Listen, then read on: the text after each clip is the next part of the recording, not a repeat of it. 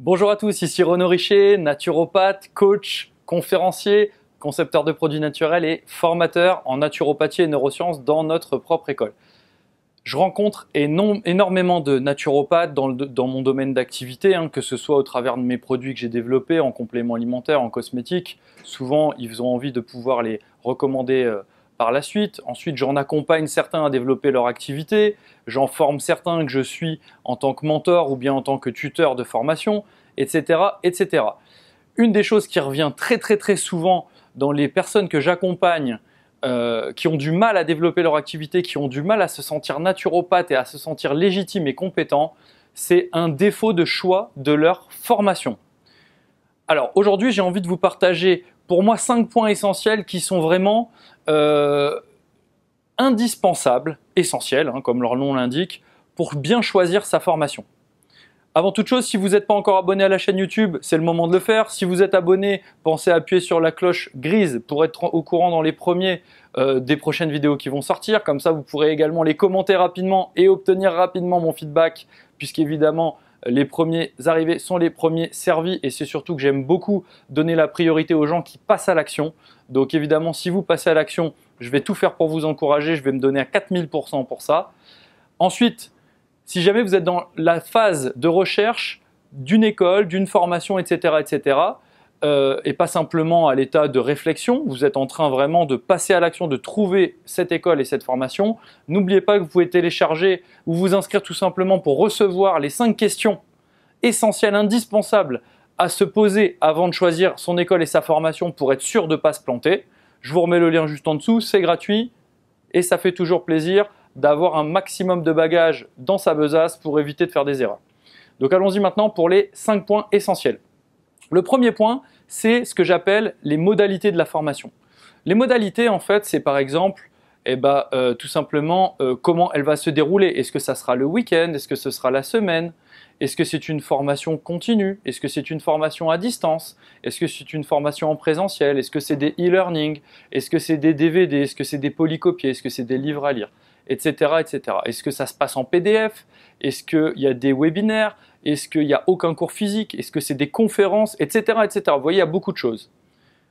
C'est difficile pour moi de vous dire ce qu'il faut faire, mais par contre, puisque ce qui va plaire à l'un ne va pas plaire à l'autre. Moi, par exemple, j'adore les conférences, mais j'adore aussi la partie à distance e-learning, puisque je peux le faire aux heures où je suis le plus performant là-dessus, c'est-à-dire souvent avant que mes enfants se lèvent, entre 4h30 et 7h30 du matin, quand je fais mes petits rituels du matin pour me consacrer à mon développement personnel et à mon épanouissement personnel, encore une fois. Et c'est vrai que, si vous voulez, ce qui va me plaire à moi va pas forcément vous plaire à vous. J'ai certaines personnes que je rencontre qui ont besoin d'aller 1 semaine, 2 semaines, 3 semaines, 1 mois d'affilée en cours, en immersion complète pour réussir à y aller. D'ailleurs, nous, dans notre école, au début, on faisait que du présentiel, 3 jours par mois, vendredi, samedi, dimanche. On s'est dit, tiens, on va peut-être ouvrir une partie à distance parce qu'il y a une énorme demande par rapport à ça et surtout, il y a certaines personnes qui ne peuvent pas être physiquement dans telle ville, tel jour. Donc, c'est quelque chose auquel on réfléchit. Et puis ensuite, on nous a demandé de faire de la formation en accéléré avec des mentors, des tuteurs sur place pour vraiment aller faire du sur-mesure en immersion complète où la personne, elle met un pied dedans, elle ressort, c'est plus la même personne dans un environnement paradisiaque. Donc c'est aussi quelque chose qu'on a envie de présenter, vous voyez. Donc ce qui peut plaire à l'un, même au sein de notre propre école, on a compris que ça ne plaira pas à l'autre. Et puis on a compris que le but, c'est que vous trouviez ce qui vous plaît le plus à vous en termes de modalité de formation pour que ça soit, que ça soit favorable à votre confort. Les modalités de la formation doivent entretenir votre confort et votre volonté. C'est très important. Si ce n'est pas confortable pour vous, vous allez très vite effriter votre volonté. Par exemple, si le week-end, c'est votre seul moment parce que vous avez déjà un boulot et que samedi, dimanche ou vendredi, samedi, dimanche, c'est le seul moment où vous consacrez du temps à votre conjoint, à vos enfants, à votre famille, vos arrière-grand-mères ou tout ce que vous voulez, ou bien même tout simplement votre entourage et à des passions, en fait, ça va effriter un petit peu tout ça au bout d'un moment. Alors la naturopathie, c'est quelque chose de très passionnant, c'est un mode de vie, on s'imprègne dedans, etc. Par contre, il est clair qu'on risque d'avoir un gros problème de motivation et de volonté sur le long terme. Et comme souvent, ça ne dure pas un mois, il vaut mieux soit faire une formation en accéléré, en e-learning dans ce cadre-là, ou bien une formation qui va être la semaine une fois par mois, ou bien des choses comme ça qui vont correspondre à vos propres modalités. Je vous rappelle aussi une chose, Le but de la formation, c'est vraiment vous transmettre des compétences qui feront de vous quelqu'un d'efficace, qui va pouvoir, par son efficacité, générer des résultats et rapidement des feedbacks de clients, donc du retour client positif, du bouche à oreille qui va vous mettre en confiance. Et son but à la formation, si vous la choisissez bien, c'est vraiment de permettre votre volonté, d'entretenir votre volonté. Compétence, volonté. Ça, c'est le but de la formation. Ça n'a rien à voir avec le choix de l'école qui doit vous transmettre autre chose. Si ce n'est pas clair pour vous, allez voir ma vidéo « Comment choisir son école ». Donc, je vous rappelle les modalités. Il existe plein de modalités. J'essaierai de faire différentes vidéos pour vous amener sur les pour, les contre de chaque. Par contre, là, le but qui était présent maintenant pour moi, j'avais vraiment envie de vous transmettre ça, c'était les modalités doivent être confortables pour vous. Vous devez choisir quelque chose qui correspond à votre rythme de vie. Et surtout, ça doit entretenir votre volonté et à aucun moment effriter votre volonté. Le deuxième point de ces critères essentiels, c'est l'enseignement des basiques et du contenu d'enseignement, du contenu de la formation. Il est très important de savoir tout de suite quel est le programme de formation, quel est l'ensemble des choses qui seront survolées, puisque évidemment quand vous avez à peu près 15 matières, il est difficile de dire que vous allez maîtriser en un claquement de doigts chaque matière et chaque phrase qui sera dans chaque matière. Par contre, vous allez vraiment dans un premier temps le survoler pour avoir une vision générale. Mais surtout, moi j'aime dire, le contenu de la formation c'est une chose, les basiques qui seront enseignés. Quels sont les basiques de ce contenu de formation qui vont vous donner les résultats? Vous savez, cette fameuse loi de Pareto où avec 20% d'efforts, on génère 80% de résultats. Moi, j'appelle ça la loi de 95-5, puisqu'on est dans un monde où tout bouge très très vite. Et dans le monde de la naturopathie, je vous certifie que 95% des personnes que vous croisez et que vous aurez à accompagner ou à aider, eh ben, vous allez pouvoir le faire avec 5% de vos connaissances qui s'avèrent être les basiques fondamentaux. Donc n'oubliez pas, quand vous recherchez une formation, de demander à l'école, à l'organisme de formation, quel est le contenu et en termes de globalité, et puis surtout, quels sont les basiques, les choses vraiment incontournables. À quelle fréquence est-ce qu'on va les voir dans les cours? Souvenez-vous toujours de cette image du tennisman ou de n'importe quel autre sport, le golf ou autre. Demandez à un sportif de haut niveau, demandez à un professionnel d'un domaine quels sont ses basiques. Vous allez voir, il va savoir vous dire, et donc vous saurez que si vous vous formez à sa discipline sans maîtriser ses basiques, puisque vous ne les avez pas assez répétés, pas assez de fréquence, pas assez d'intention et pas assez de maîtrise par le biais d'un apprentissage qui est poussé jusqu'à ce que ça devienne une seconde peau, jusqu'à ce que ça devienne absolument une évidence pour vous, ça ne marchera pas. Prenez le tennisman, si on ne lui apprend pas à servir, à faire des magnifiques coups droits et un petit peu à être quand même très bon en revers, il est peu probable que ça marche. Par contre, si on lui apprend à faire des coups par-dessous la jambe, des super liftés qui viennent de l'espace, très honnêtement, il va avoir l'opportunité de faire 3 fois ça dans sa carrière. Par contre, des coups droits pour tout renvoyer, il va en avoir besoin. Des services, il va en avoir besoin. Le nombre de tennisman qui ont gagné des matchs juste parce qu'ils avaient un service absolument imprenable par leurs adversaires, et puis tout simplement qui renvoyaient toutes les balles. Prenez Rafael Nadal, exceptionnel. Il a gagné encore une fois Roland Garros. Bon, bah c'est simple, il est derrière la ligne, il renvoie tout le mec. C'est-à-dire qu'il est capable en coup droit de tout renvoyer avec une telle puissance, une telle rage, comme si sa vie en dépendait. C'est très simple. Les mecs en face s'épuisent et c'est eux qui font l'erreur. C'est tout. Ou alors il frappe tellement fort que la balle va trop vite et l'autre n'arrive pas à la rattraper. C'est tout. En fait, il maîtrise ses basiques. Et comme il maîtrise ses basiques, il peut poser une intention, se mettre dans une énergie, dans une détermination sur laquelle il peut se concentrer parce que la telle maîtrise des basiques fait qu'il le fait de façon totalement automatique. Et donc à chaque coup, il peut poser cette intention comme si c'était la dernière fois qu'il frappait une balle. C'est impossible si vous ne maîtrisez pas, si vous avez vu énormément de choses, même beaucoup trop de choses. Si par exemple dans votre contenu de formation, il y a des disciplines complémentaires qui ne vous paraissent pas du tout indispensables pour vous mettre en pratique rapidement, c'est simple, peut-être que ce n'est pas la bonne formation et peut-être qu'on balaye un peu trop vite les basiques pour libérer de la place pour autre chose. Donc c'est très important d'établir quel est le contenu de formation, est-ce que les basiques sont bien enseignés, n'hésitez pas à demander à l'école, c'est quoi les basiques et est-ce que ils sont vus régulièrement, comment vous vous assurez que ça devienne des automatismes, tout simplement, comme le coup droit, comme le service au tennis. J'en viens au troisième point essentiel. C'est ce que j'appelle la facilité de passer de la théorie à la pratique. Là, j'ai tenté de mimer quelqu'un qui, avec son burin, a appris comment le faire théoriquement et qui vient en fait sculpter quelque chose. C'est très facile dans la théorie de dire quand vous allez sculpter, il faut faire des reliefs, décider ça. Si vous pratiquez jamais la sculpture, vous êtes mauvais, sachez-le. Il est impossible de prendre pour la première fois un burin, un marteau et de faire une sculpture dans de la pierre qui soit magnifique. Vous allez vous planter. C'est la pratique qui fait tout. Donc, la facilité de passer de la théorie à la pratique au travers du contenu d'information qui va vous être dispensé dans les cours, c'est vraiment quelque chose qu'il faut se renseigner avant. Qu'est-ce que fait l'école pour que vous passiez facilement de la théorie à la pratique?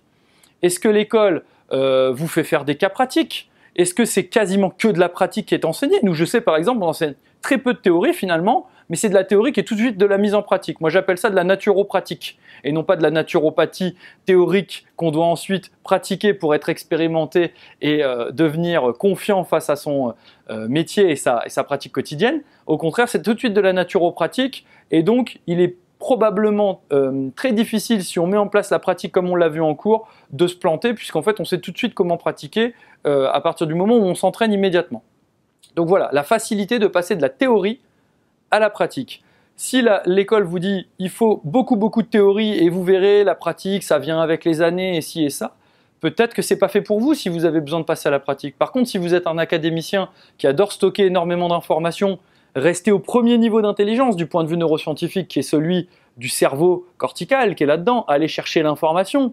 Ensuite, on est censé avec le cœur discerner, avec notre intuition, notre ressenti, est-ce que c'est une information qui est bonne pour moi? Et enfin, vivre dans ses tripes, mettre en pratique, incarner dans son présent cette information que j'ai ressentie bonne pour moi.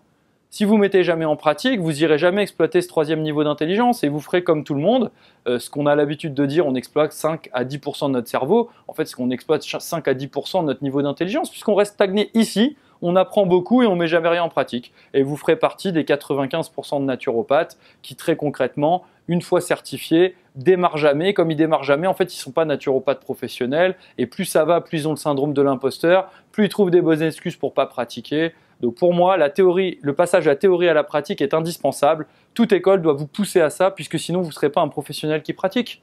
Est-ce qu'on a du temps à perdre à former des gens qui ne vont pas pratiquer? Par exemple, nous, on prend moins de personnes que de dossiers déposés. Imaginez que je prenne des personnes qui, clairement, dès le départ, je sens qu'ils n'ont pas envie de pratiquer ou que je leur donne pas ce qu'il faut pour pratiquer. Ça veut dire qu'à la fin, sur le petit groupe à taille humaine qu'on accepte de prendre, en fait, il n'y en a quasiment pas qui pratiquent.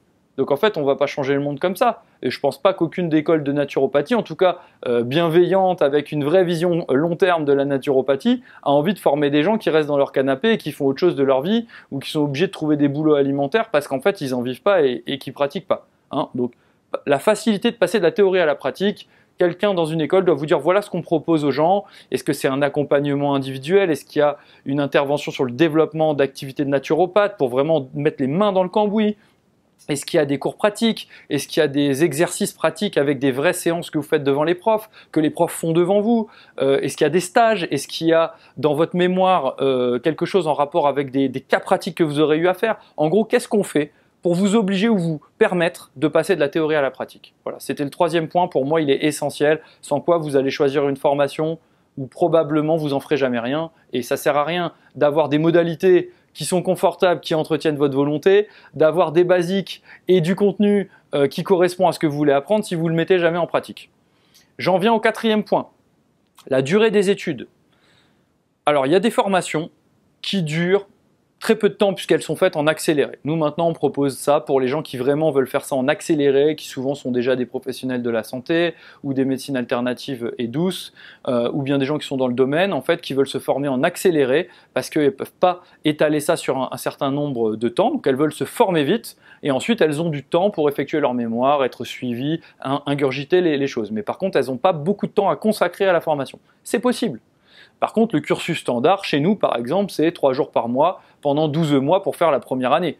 Tous les mois, vous venez 3 jours, vendredi, samedi, dimanche, peu importe la ville où vous venez vous former, que ce soit avec moi ou avec d'autres professeurs. Et évidemment, vous allez venir tous les mois et pour qu'il y ait une fréquence et que vous assimiliez des choses, que vous posiez vos questions la fois d'après, entre les deux, vous êtes accompagné, etc., etc. Donc, dans la plupart des écoles, il existe pas mal de formats de durée, ça peut être de 1 à 4 ans, j'entendais même des choses qui vont maintenant jusqu'à 4, 5 ans. Bien souvent, c'est pour valider un quota d'heures et prétendre à une future reconnaissance. Honnêtement, on n'y est pas encore. Je pense que c'est pas le sujet du moment. Je pense qu'il n'est pas nécessaire de faire un nombre d'heures colossal pour pouvoir aider des gens. Encore une fois, si vous maîtrisez les basiques, vous pourrez couvrir 95% des demandes. Le reste, c'est de la théorie. Le reste, c'est de l'habillage, c'est de la réflexion mentale.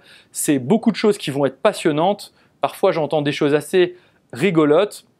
Quand j'ai des personnes qui me disent « moi je dois faire 2 ans et demi, 3 ans d'études dans telle école pour valider » et qu'on me dit qu'elles ont passé 2 jours sur la grippe porcine, un truc que clairement, même si vous croisez des cas, vous les envoyez tout de suite à l'hôpital tellement c'est pas habituel et que clairement il faut que l'État soit au courant et que le ministère de la Santé soit au courant au cas où il y a une épidémie, puisque la grippe porcine c'est pas un truc qu'on est supposé traiter là maintenant en naturopathie si ça tombe du ciel. Très clairement, ça ne sert pas à grand chose de comprendre tous les mécanismes physiologiques de la grippe porcine, l'histoire de la grippe porcine et autres. C'est pas comme ça qu'on va modifier et améliorer l'hygiène de vie d'une personne pour conditionner de la santé. D'ailleurs, si on apprend toutes les maladies par cœur, comme le feraient des médecins ou des professionnels de santé, comme les infirmiers que je salue, puisque c'est le premier corps de métier à se tourner vers la naturopathie en termes de profession médicale, ou bien plein d'autres personnes, bon, bah, ces gens-là, ils ont appris de fond en comble comment ça se passe telle maladie. Mais c'est pas notre boulot, les gars. Ce n'est pas notre boulot. Notre boulot, c'est générer de l'état de santé. J'entendais un grand professeur de naturopathie il n'y a pas très longtemps dire, clairement, on ne devrait même pas vous demander ce que vous avez quand vous venez dans notre cabinet. On devrait tout de suite vous regarder parce qu'il y a des choses qui se voient de l'extérieur.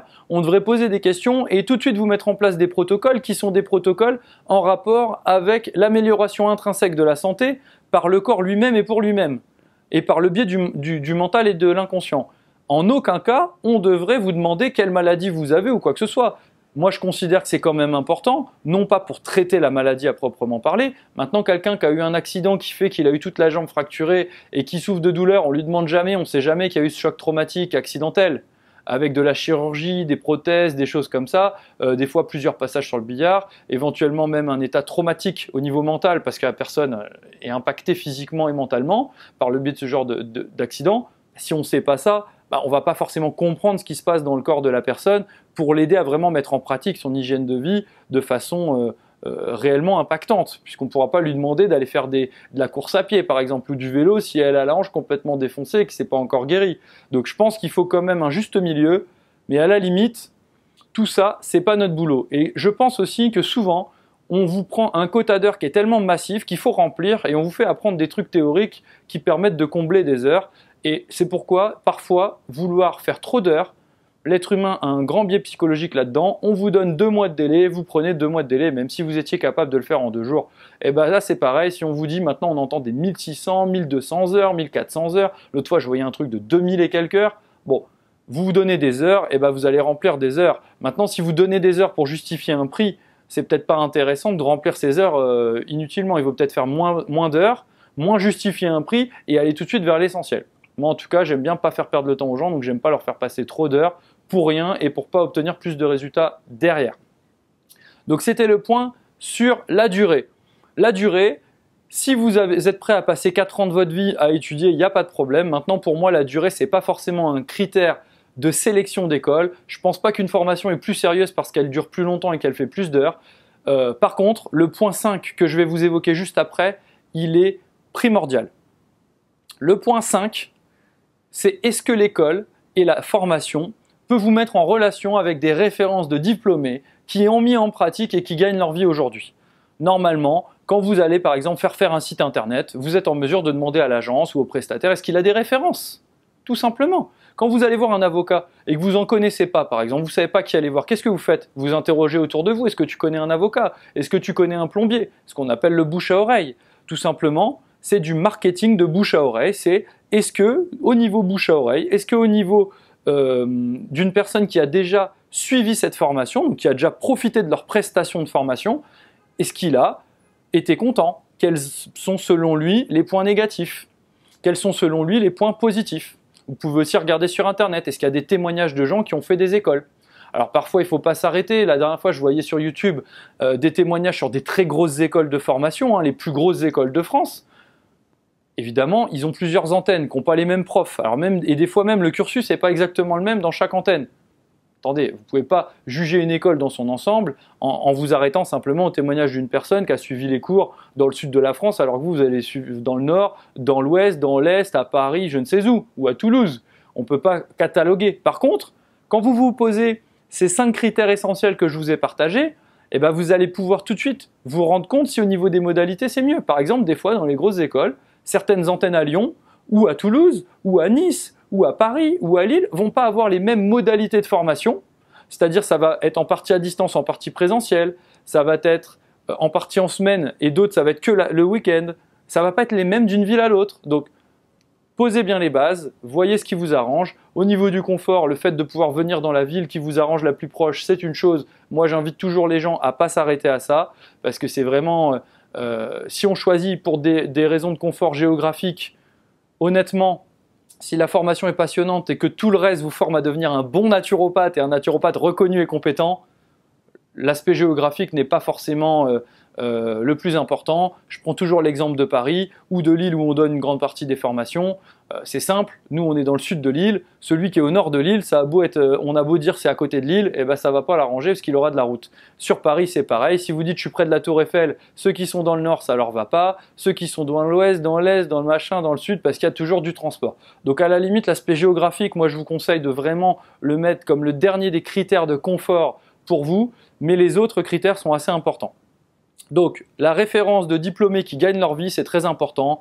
Parlez avec eux, demandez-leur combien de temps ils ont mis à mettre en pratique les choses, demandez-leur combien ils gagnent, s'ils sont d'accord pour vous le dire. Quelqu'un qui réussit, il vous dira peut-être pas son chiffre de salaire pris pile poil en euros, mais enfin vous allez le sentir. Celui qui galère, il va être un petit peu avec une mine probablement un peu moins emballée quand vous allez lui en parler. Donc demandez des références, ça sera toujours hyper intéressant à ce niveau-là. Donc je vous rappelle maintenant les 5 critères importants pour choisir sa formation. Tout ça s'intègre bien évidemment dans ma logique des différents points pour devenir naturopathe. Je vous rappelle qu'il y a le point est-ce que vous êtes vraiment fait pour ce diplôme et ce métier, un point sur l'avenir de ce métier en termes de situation, de débouchés, de salaire, etc. Le comment choisir son école, et là on en est à comment choisir sa formation. Donc les 5 points essentiels pour bien choisir sa formation. Les modalités qui sont supposées générer du confort et entretenir votre volonté pour que vous puissiez aller au bout, que vous ayez envie de continuer, etc. etc. Le deuxième point, les basiques, l'enseignement des basiques. Est-ce que les basiques sont là? Quels sont les basiques de l'école? Demandez-leur. Pour moi, c'est indispensable qu'ils sachent. Pensez au tennisman. Est-ce qu'il saura servir, faire des coups droits et des bons revers? S'il ne saura pas faire tout ça, mais qu'on lui apprend un milliard d'autres choses, comme par exemple investir l'argent gagné au tennis, choisir les tournois, essayer ça, c'est bien mignon, mais il ne maîtrise pas ses basiques et il n'est pas prêt de gagner de l'argent à investir et encore moins de gagner des tournois, même s'il les choisit bien. Donc, les basiques, le contenu de la formation au niveau de son ensemble. Les facilités, point 3, les facilités à passer de la théorie à la pratique. Qu'est-ce que l'école et la formation met en pratique pour vous, met en place pour que vous mettiez en pratique vite et bien dans un cadre, comment dirais-je, un cadre qui soit encadré, bien évidemment, qui soit tout à fait généré par l'école, donc où il y a quand même des choses, vous n'êtes pas livré à vous-même, avec un filet de sécurité. Enfin, point 4, la durée. Quelle est la durée qui vous convient? Est-ce que vous êtes prêt à passer des années ou est-ce que vous voulez que ce soit plus rapide? Pensez aux techniques, par exemple, comme le coaching. Le coaching, aujourd'hui, on vous forme en week-end, l'hypnose également. Vous faites quelques week-ends sur une fois par mois ou 2 fois par mois et vous venez entre 1, 2, 3, 4, 5, 6 mois et vous pouvez être des très bons coachs. Il n'y a pas besoin de faire beaucoup d'heures pour faire semblant de remplir des heures. Par contre, c'est quand même un métier où on touche à la santé des gens. Peut-être que vous avez des croyances par rapport au fait que si vous ne passez pas 2, 3 ou 4 ans ou 5 ans à vous former, vous ne serez pas un bon naturopathe. Dans ce cas-là, connectez-vous, vidéo 1, à votre pourquoi et à l'expérience de vie qui vous a amené là. Peut-être que ce n'est pas encore bien clair pour vous. Et puis si vous avez cette croyance, peut-être qu'il faut la faire sauter. En tout cas, sachez que ce n'est pas les années d'études qui font le bon praticien, c'est les résultats qu'on obtient, l'efficacité et l'authenticité qui fait que les gens viennent à vous et que vous gagnez votre vie comme ça, avec éthique, bienveillance, en aidant du monde.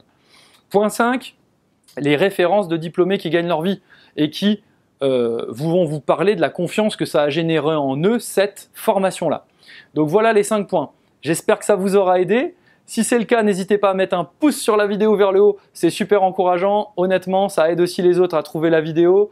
En tout cas, j'ai plein d'autres sujets qui vont venir. N'hésitez pas à partager si vous avez des amis qui s'interrogent sur la formation à faire, les critères pour bien choisir sa formation. Je pense que ça pourra beaucoup les aider. Enfin, si vous avez des questions par rapport aux formations, vous êtes en cours de formation, il y a des choses qui vous turlupinent, vous êtes en train de choisir l'école, choisir la formation, c'est ici, c'est en dessous, vous posez toutes vos questions en commentaire. Si vous avez fait des formations où vous avez eu l'impression qu'il y avait des points très positifs, des points au contraire très négatifs, partagez-les nous en dessous, c'est super inspirant, ça me donnera peut-être envie de vous faire d'autres vidéos pour vous éclairer et ça aidera les autres à mieux comprendre l'envers du décor du métier de la naturopathie, mais surtout des écoles de formation en naturopathie. En tout cas, jusqu'à ma prochaine vidéo, il me reste à vous dire, continuez à croire en vos rêves, portez-vous bien et choisissez surtout bien votre formation. N'oubliez pas qu'une fois qu'on est naturopathe, c'est généralement pour la vie. À très vite les amis.